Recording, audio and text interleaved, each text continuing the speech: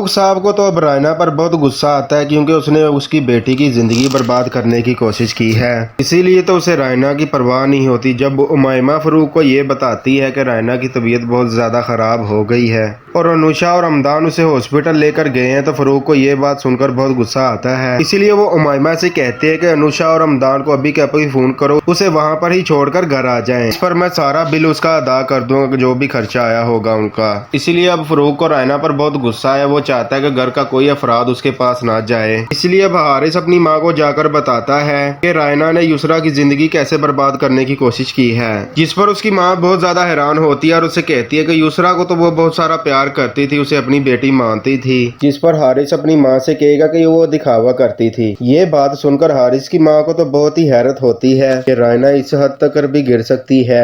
दूसरी तरफ रायना की हॉस्पिटल में बहुत ज्यादा तबीयत खराब होने लग जाती है, जिस पर डॉक्टर युसरा को कहते हैं कि रायना की बहुत तबीयत खराब है, उसका बीपी बहुत ज्यादा बढ़ा हुआ है, अगर बीपी लो ना हुआ तो उसे हार्ट अटैक का भी मसला आ सकता है। ये बात सुनकर अनुषा बहुत घबरा जाती है और वो फरूक को फोन करती है कि आंटी की तबीयत बहुत खराब है, अब जल्दी से जल्दी अस्पताल आ जाएं। हमदान भी अपने बाप को कहता है, लेकिन फरूक तो अब रायना की कोई भी परवाह नहीं करता। वो कहता है उसे वहां सड़ने मरने दो, मैं नहीं आऊंगा, क्योंकि मैं अब रायना की शक्ल भी नहीं देखना चाहता। तुम लोग भी घर वापस आ जाओ और सारे का सारा पेमेंट मैं खुद ही वहां पर अदा कर दूंगा। जिस पर हमदान अपने बाप से कहता है कि बाबा आप नहीं आना चाहते तो ना आए, जो गुनाह रायना ने किया उसका बदला उसे मिल चुका है, हम इसे छोड़कर नहीं आएंगे।